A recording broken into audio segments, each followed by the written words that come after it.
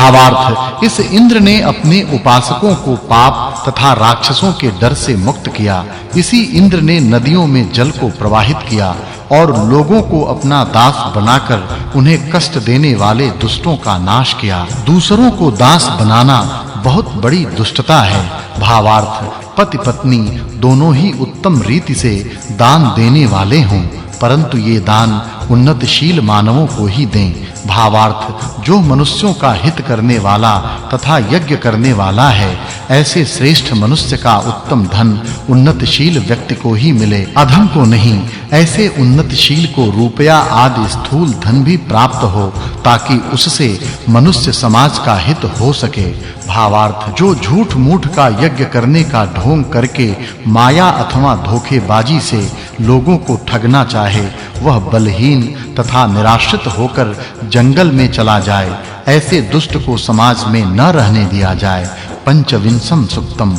भावार्थ हे मित्र एवं वरुण, तुम दोनों संसार के रक्षक उत्तम तेजस्वी देव होते हुए भी देवों में सर्वश्रेष्ठ सत्य की राह का अनुसरण करने वाले हो, इसलिए उपासक तुम्हारी पूजा करता है। भावार्थ मित्र एवं वरुण ये दोनों देव उत्तम कार्य करने वाले, अत्यंत महान, रथ से सब ओर संचार करने वाले तथा व्रतों को धारण करने वाले हैं। भावार्थ सत्य मार्ग पर चलने वाली श्रेष्ठ अदिति माता ने अपने तेजस्वी पुत्र मित्रा वरुण को इसलिए उत्पन्न किया कि वे असुरों का विनाश करें। इसी प्रकार राष्ट्र भर की माताएं सत्य मार्ग पर चलने वाली हों तथा वे सब अपनी संतानों को तेजस्वी बनाकर उन्हें दुष्टों एवं शत्रुओं के नाश कार्य की ओर प्रेरित करें। भावार्थ मित्र एवं वरुण ये दोनों देव अत्यंत तेजस्वी दिव्य गुणों से युक्त प्राण शक्ति को बलवान बनाकर मानव जीवन रूपी यज्ञ के रक्षक तथा उसे तेजस्वी बनाने वाले हैं। भावार्थ मित्र एवं वरुण दोनों देव महान बल को उत्पन्न करके उसकी रक्षा करने वाले हैं। दोनों ही श्रेष्ठ कार्य करने वाले हैं और दान आदि सत्कर्मों को फैलाने वाले हैं। भावार्थ आकाश से समय पर बरसात गिरा और उस बरसात से द्युलोक एवं पृथ्वी लोक में उत्पन्न होने वाले अन्न तथा अन्य दान भी हमें प्राप्त हों।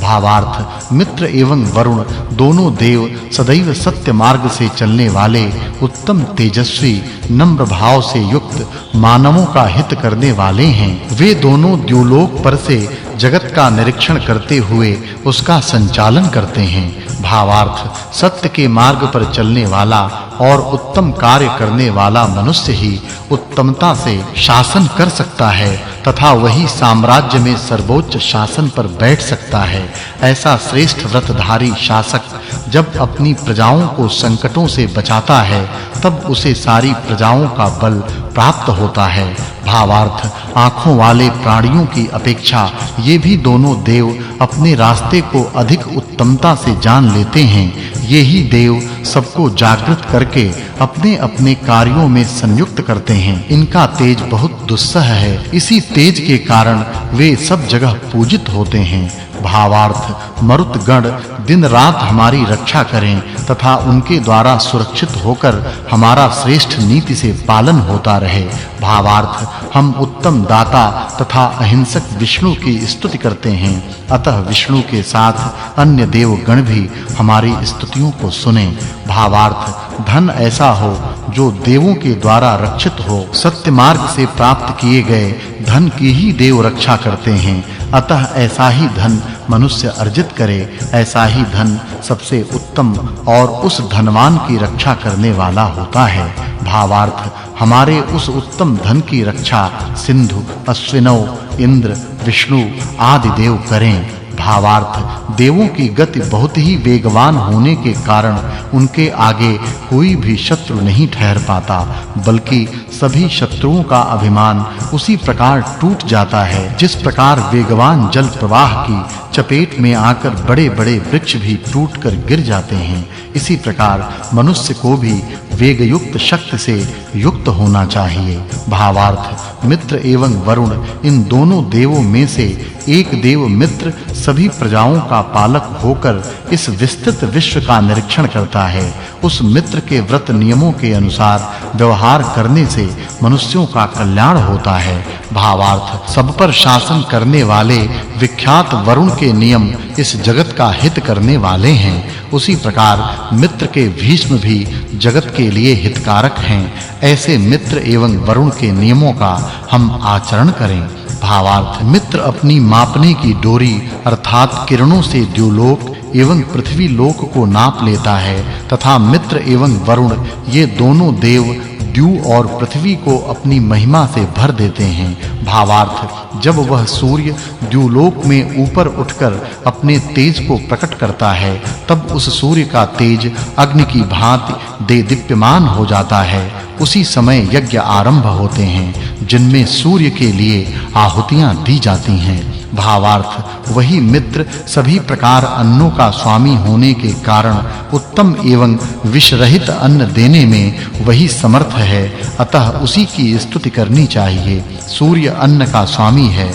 सूर्य किरणों के कारण ही अन्न में विद्यमान जंतु आदि नष्ट होकर अन्न विष रहित बनता है। सूर्य की किरणों को पीने वाले अन्न अधिक पुष्टिकारक होते हैं। भावार्थ, मैं सूर्य के तेज एवं दोनों लोकों की स्तुति करता हूँ। अतः वे देव हमें श्रेष्ठ अन्न प्रदान करें।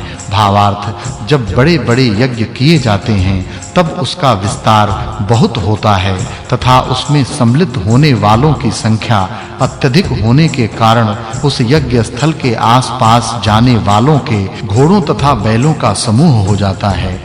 ऐसे यज्ञों में ब्राह्मणों को रथ आदि भी दक्षिणा में दिए जाते हैं। भावार्थ, तेजस्वी तथा कर्म कुशल घोड़े के समूह में भी वे ही घोड़े ज्यादा प्रशंसनीय होते हैं जो शत्रुओं के विनाशक तथा वीर क्षत्रियों के जाने वाले अर्थात बलवान होते हैं। भावार्थ, घोड़े वही उत्तम होते हैं जो बलशाली तथा ज्ञानी हों अर्थात समय के अनुसार काम करने वाले हों। षड्विंशम सुक्तम। भावार्थ, अश्वदेव ऐसे बल को धारण करते हैं जिसे कोई नष्ट नहीं कर सकता, इसलिए विद्वानों में इनकी स्तुति होती है। भावार्थ, हे असत्य से दूर रहकर धन की बरसात करने वाले देवों, जिस प्रकार उत्तम सामगान करने वाले की रक्षा करते हो उसी प्रकार तुम मेरी भी करो।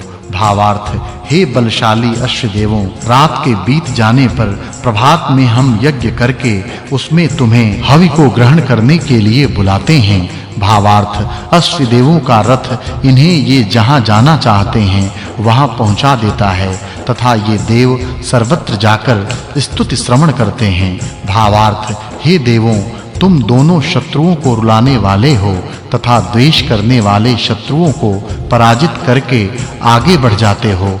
उसी प्रकार जो कुटिल प्रकृति के लोग हैं उन्हें भी शत्रु मानकर उन्हें रुलाओ। भावार्थ, दोनों अश्वदेव मधुर वाणी वाले, बुद्धि को श्रेष्ठ ज्ञान से तृप्त करने वाले, शुभ कार्यों के स्वामी तथा सर्वत्र संचार करने वाले हैं। भावार्थ, हे ऐश्वर्यशाली और पदभ्रष्ट न होने वाले वीर अश्वदेवों, तुम सब प्रकार का पोषण करने वाले धन से युक्त होकर हमारे पास आओ। भावार्थ, हे ऐश्वर्यशाली एवं सत्य की भक्ति करने वाले देवों, तुम विद्वत्ता से अत्यधिक युक्त हो, अतः तुम हमारे बुलाने पर आओ। हे ज्ञानी अश्वदेवों, हम वैश्य की भांति उत्तम ऐश्वर्य को पाने की कामना करते हुए तुम्हें बुलाते हैं, अतः उत्तम बुद्धि तथा विचारों से युक्त होकर हमारे पास आओ। भावार्थ, हे ज्ञानी, तू अश्विनों देवों की अच्छी प्रकार स्तुति कर, क्योंकि वे दोनों देव तेरी प्रार्थना को बहुत बार सुनकर स्वार्थी व्यापारियों एवं शत्रुओं को नष्ट कर चुके हैं। राज्य से अधिक लाभ प्राप्त करने वाले जो स्वार्थी व्यापारी हों उन्हें नष्ट कर देना चाहिए। भावार्थ, हे अश्वदेवों, मेरी इस प्रार्थना को ठीक प्रकार सुनो तथा वरुण, मित्र